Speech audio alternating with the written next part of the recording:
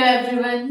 तो previous classes में आप लोगों को स्पाइनल डिफॉर्मिटीज के बारे में आई थिंक पता चल गया होगा कि स्कॉलियोसिस क्या होती है, काइफोसिस क्या होती है, लॉर्डोसिस क्या होती है।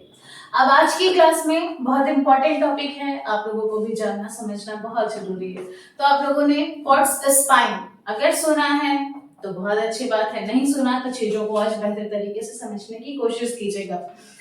पॉट्स स्पाइन को समझने के लिए थोड़ा सा हम चलते हैं ट्यूबरकुलोसिस की तरफ, यानी कि टीबी। ट्यूबरकुलोसिस किसकी वजह से होता है? तो ऑब्वियसली माइकोबैक्टीरियम ट्यूबरकुलाई एक बैक्टीरिया होती है जो क्या करती है, प्राइमरीली जब लंग्स पे इफेक्ट डालती है तो पेशेंट में टीबी की सारे सिम्टम्स एंड डायग्नोसिस निकलती है। वही टीबी जब समय के साथ एक व्यक्ति में क्या होने लगे, बॉडी में फैलने लगे और एक्चुअल में अगर वो वर्टिब्रल कॉलम और जो स्पाइन रीजन है उसको अफेक्ट करे तो उस कंडीशन में एक नाम दिया जाता है पॉट्स डिजीज या फिर पॉट्स स्पाइन, या फिर आप लोगों को कहीं सुनने को मिल सकता है ट्यूबरकुलस स्पॉन्डिलाइटिस। अब स्पॉन्डिलाइटिस मैंने आप लोगों को पहले बताया था क्या होता है, यानी कि एक प्रकार का यहाँ पे इन्फ्लेमेशन देखने को मिलेगा। तो ये एक कंडीशन होती है जहां पे क्या होगा, ये जो माइकोबैक्टीरियम ट्यूबरकुलोई है इसकी वजह से क्या हो रहा है, इन्फेक्शन कॉज हो रहा है। अब ये कंडीशन समय के साथ इतनी सीवियर हो जाती है कि यहाँ पे पेशेंट बहुत सारी दिक्कतों का सामना करता है। तो बारी बारी से अब हम इसको समझने की कोशिश करते हैं। जैसे कि यहाँ पे क्या हुआ, जो वर्टिब्रल कॉलम है वहां पे जो पर्टिकुलर हर वर्टिब्री के बीच में स्पेसेस होते हैं, इन्फ्लेमेशन क्रिएट हो जाने की वजह से बहुत ज्यादा पेशेंट अकड़न जकड़न ये सब कुछ फील करता है, यानी कि एक प्रकार की स्टिफनेस महसूस करता है। और ये स्टिफनेस मॉर्निंग में या तो पेशेंट जब रेस्टिंग फेज पे होता है तो ये स्टिफनेस और ज्यादा बढ़ सकती है। और इन्फ्लेमेशन बोला मैंने तो आप सभी को रटा हुआ होना चाहिए कि पेन, रेडनेस, स्वेलिंग और लॉस ऑफ फंक्शन ये सारी चीजें होनी चाहिए। ठीक है, वहां पे जो भी पर्टिकुलर पॉइंट है वहां पे हो सकता है थोड़ा सा पाल्पिटेट किया जाए तो लालिमा भी देखने को मिले।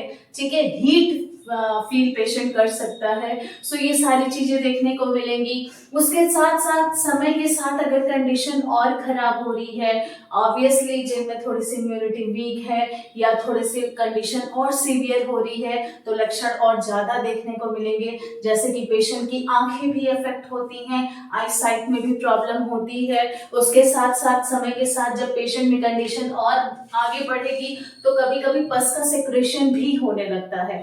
ठीक, ये चीज आप लोग याद रखिएगा। उसके साथ साथ यहाँ पे पेशेंट को चलना फिरना सब कुछ अफेक्ट होता है। क्यों अफेक्ट होता है? क्योंकि आप सभी को पता है जो हमारी वर्टिब्रल कॉलम है ये भी एक स्टेबिलिटी का काम करती है। जब हम वॉकिंग करते हैं, जब हम सिटिंग करते हैं, ये भी कहीं ना कहीं अपना एक बहुत इंपॉर्टेंट रोल प्ले करती है। सो इन दैट पर्टिकुलर कंडीशन यहाँ पे क्या हो रहा है, वही चीजें अफेक्ट हो रही हैं।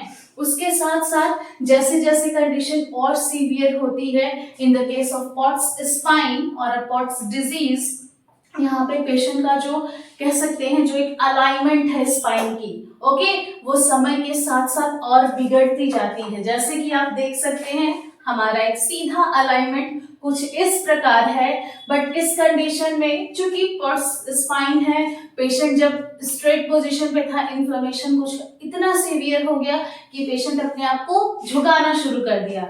अब झुकाना शुरू किया, क्यों किया? क्योंकि उसको दर्द थोड़ी कम हो जाए, इन्फ्लेमेशन के साइन थोड़े रिड्यूस होते हैं। सो पेशेंट कुछ इस पोजीशन में अपने आप को मेंटेन कर लेता है। उसी प्रकार आपको यहाँ भी देखने को मिल रहा होगा, एक व्यक्ति है जिसको क्या हो गया है, पॉट्स स्पाइन है, यानी कि कर्वेचर भी धीरे धीरे खराब हो रही है। वैसे ही आप लोग यहाँ भी कुछ फर्दर कंडीशंस है जिसके द्वारा बेहतर तरीके से समझ सकते हैं कि एक पॉट्स स्पाइन यानी कि TB of spine particular patient को किस प्रकार अफेक्ट करता है समय दर समय।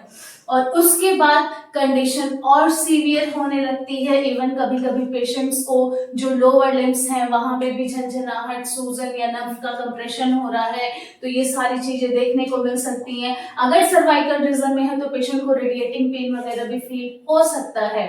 और धीरे धीरे अगर कंडीशन और सीवियर हो रही है, नर्व्स वगैरह का भी यहाँ पे इन्वॉल्वमेंट समय के साथ हो सकता है। तो ये कंप्लीट क्या था, एक हमने साइन एंड सिम्टम्स के बारे में बात की। कॉज आपको पता चल चुका है, वही छोटा सा माइकोबैक्टीरियम ट्यूबरकुलाई है। चलते हैं आगे की तरफ, यानी कि क्या क्या क्योर यहाँ पे किया जाता है किसके साथ, इस पर्टिकुलर पेशेंट के साथ।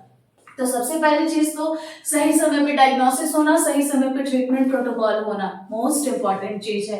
आफ्टर दैट पेशेंट इतना ज्यादा वीक हो गया रहता है कि वो स्टेबिलिटी उसको नहीं मिलती है, जिसके लिए जिस पर्टिकुलर रीजन में भी ये दिक्कत है उससे जुड़े हुए बेल्ट दिए जाते हैं। जैसे कि अगर किसी को लंबोसैक्रल में दिक्कत है तो lumbosacral LS belt, I think आप लोगों ने कभी ना कभी मार्केट में देखा होगा या सुना होगा, वो चीजें प्रोवाइड की जाती हैं। उसी तरीके से कुछ पर्टिकुलर एक्सरसाइजेस प्रोग्राम्स होते हैं जिसके द्वारा पेन पे काम करके पेन को रिड्यूस किया जाता है, और अगर पेन रिड्यूस हो गया है फिर कोशिश की जाती है कुछ एक्सरसाइजेस, कुछ ऐसे प्रोटोकॉल को फॉलो करके पेशेंट की अलाइनमेंट को सही किया जाए। उसके साथ साथ जो रेडिएटिंग पेन होते हैं उसके लिए भी एक चीज और, फर्दर मेडिकेशन तो इम्पोर्टेंट होती ही है इस कंडीशन में, बट कभी कभी ऐसा भी होता है कि जितना भी प्रॉपर क्योर किया जाए, अगर पेशेंट में ये कंडीशन सीवियर होती जा रही है, जैसे कि आंखें भी अफेक्ट हो रही हैं और उसके साथ साथ लंबोसैक्रल रीजन भी, सर्वाइकल भी अफेक्ट हो रहा है,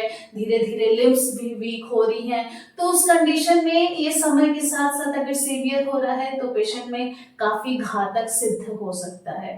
ठीक, तो आज के लिए इतना ही, धन्यवाद। Like, share, subscribe, comment please.